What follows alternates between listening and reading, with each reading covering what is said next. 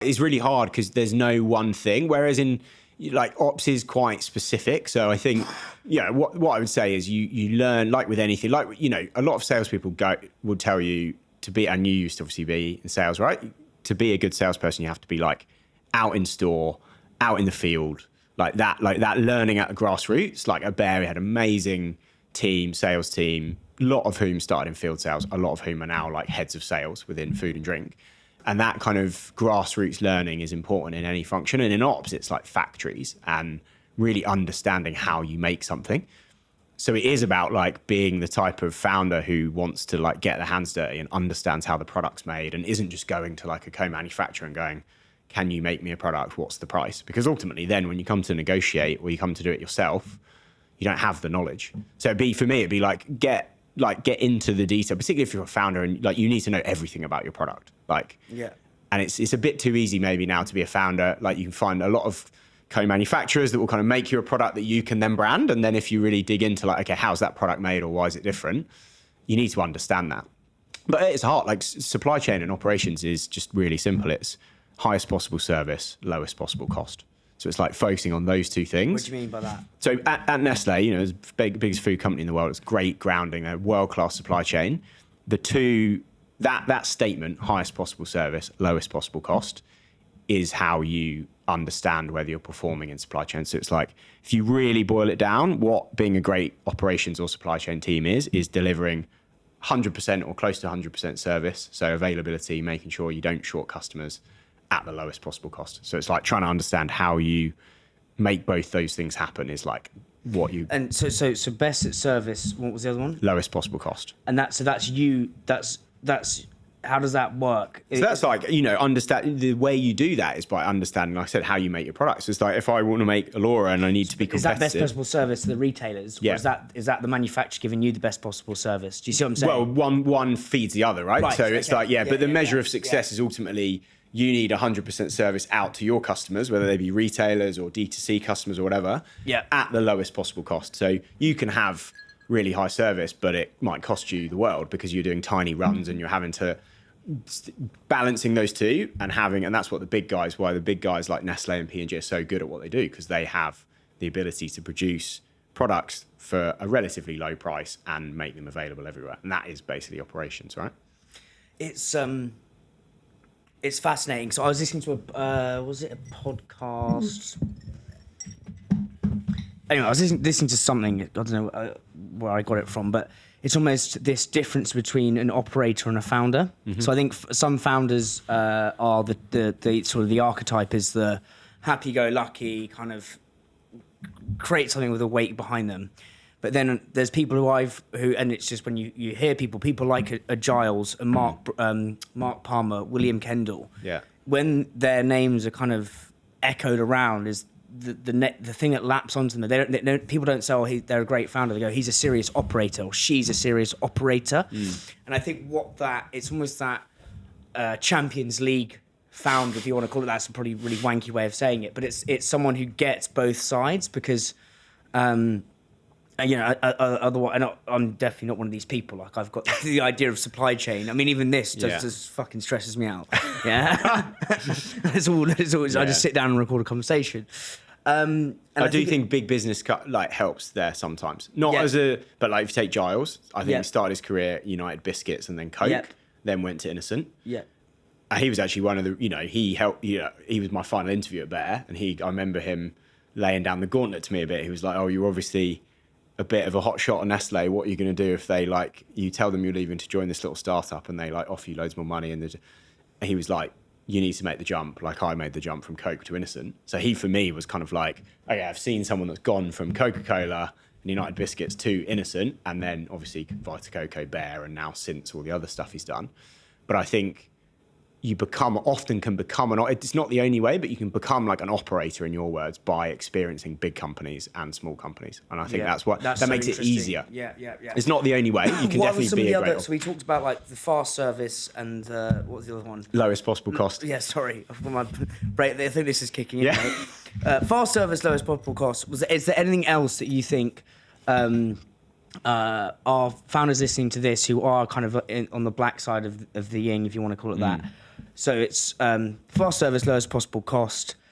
Is there anything else with that operator mindset that they should be thinking about or becoming, like, equipping their knowledge to become more privy to? Or? Yeah, I mean, it's broader than, I suppose, just operations, but I think actually Giles talked about this on my... So check that, mate. I'm listening. Go for it. Might have been on your podcast or another one, but like, and he drilled this into us at Bear, and I think, you know, this makes a lot of sense. Like, gross margin is, and like a path to gross margin is like so important. Like, so you don't have to be there from day one, but there's no point launching a brand if you can never make it for a price, for a cost that allows you to make 50% gross margin or 45% gross margin.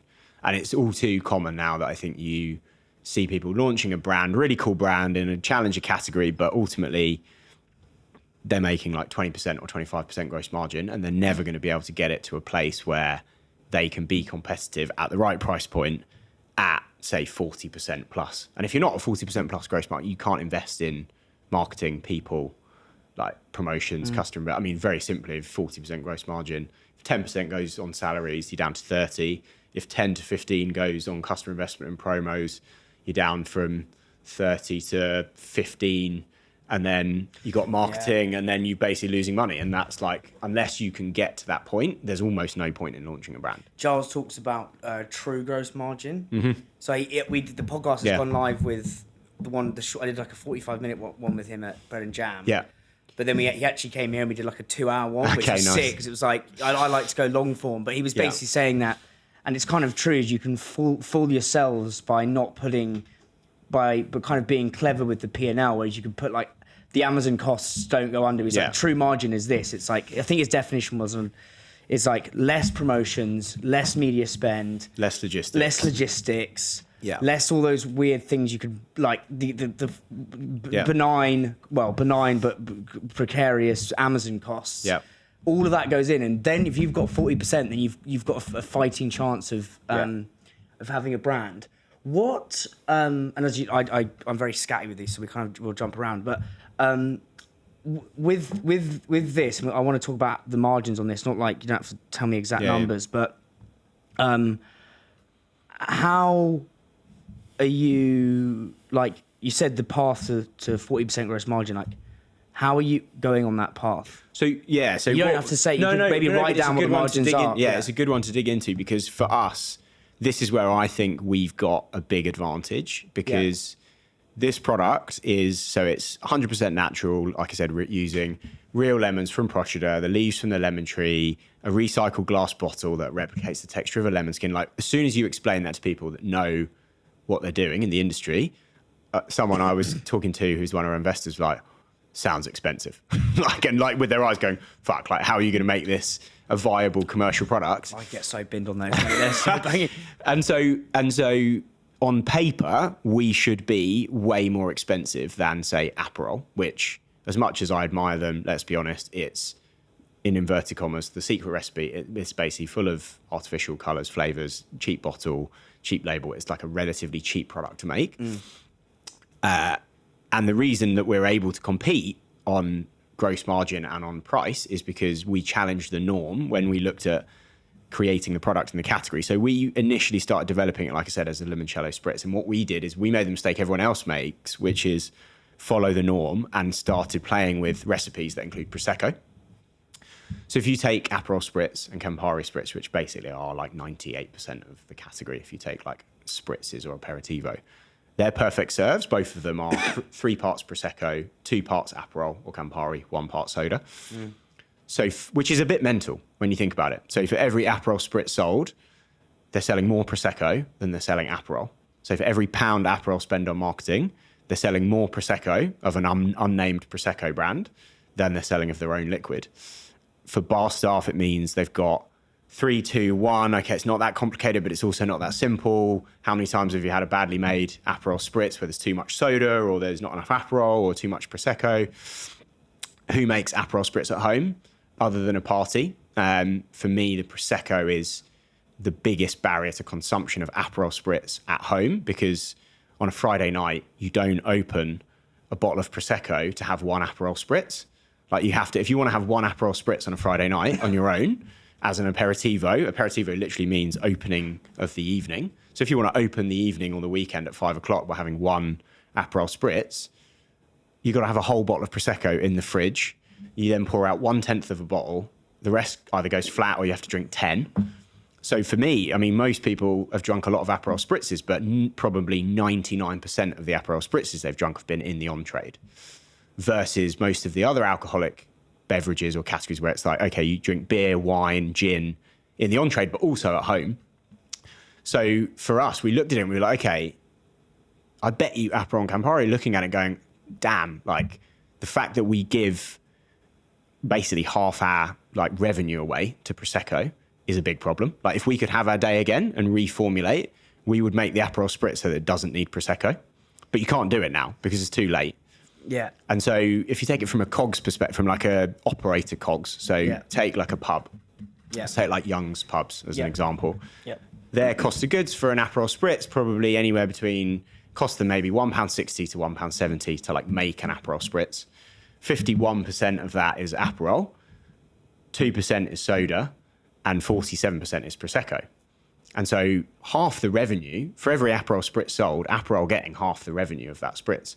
So we knew that if we could develop a liquid that had the body, the ABV, like the complexity that meant you can just mix it with soda to create a Spritz, we could capture 95% of the revenue of every Spritz versus Aperol's 51. B, we can make it much simpler for operators to make. Our serve is literally 50-50. So you can eye it. You don't even need to measure it out. Much more like making a gin and tonic. C, it would be massively conducive like to that at-home consumption. Like for me, like I said, big opportunity there where no one drinks Aperol Spritz at home, but with a Laura Spritz, it's like you just super easy. You saw. Fucking clever, yeah. So we just challenged the norm. We were like, okay, well, why does it have to have Prosecco? And so one of the things I think that stood us in and allowed us to make a really fast start is that we're producing a product that if we were in another category, so if we were like, I don't know, if you mentioned like plant milk. So if you take a Rude Health or even Oatly versus maybe your like own brand or your Outpro, like everybody accepts that you have to pay 20% or 30% more for Rude Health or for Oatly or for that brand that is seen as more premium because they use better ingredients or they've got bigger marketing budgets or whatever. Our product is at least twice as expensive to make as Aperol, but we're the same price in a bar as an Aperol Spritz because of the fact we don't need Prosecco.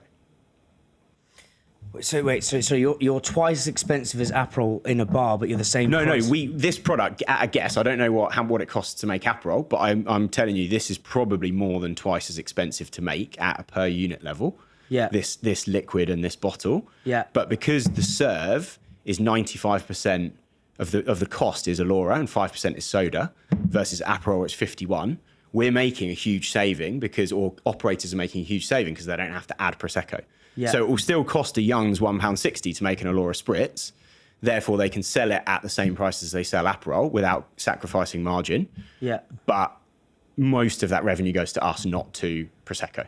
Right. Okay. So we're closing the gap. So from the pub's perspective, that's still £1.60, £1.60. Yeah. So it will still cost them the same, which means that as a consumer, it's not going to cost you any more. Okay, I'm with you. So we don't have to make that jump of like we'd have to trade consumers up to be like, here's the better product that you should pay 20% more than Aperol for. Yeah. And so we're able to produce from the start a far superior product. But because more's going in, because there's no Prosecco going in and there's more going in of yours, you're one, capturing that margin. Two, you're probably going to get through the liquid faster because more's going into it. Yeah, so we have to sell almost half the number of units to match Aperol's revenue. That's so clever. So if we sell half the number of Allura Spritzes as Aperol have sold Aperol Spritzes, we'll be at the same brand value. That's wild, yeah. And like you said, and it's much better for customers because a bar doesn't want 3 SKUs going into one. They want Allura and soda from the gun or Allura and tonic. They don't want to have to open a bottle of Prosecco. And it's also way better for our wholesalers because if you think within on-trade, wholesalers are often segregated between, so a lot of pubs will buy their spirits from one wholesaler, their wines from another, for example. And so for a wholesaler selling Aperol, it's like, okay, you might not be the one selling the Prosecco. So you're pushing a brand where actually half the revenue from the spritz sold is not going to you. So it gives wholesalers an added incentive to sell Allura versus Aperol, basically.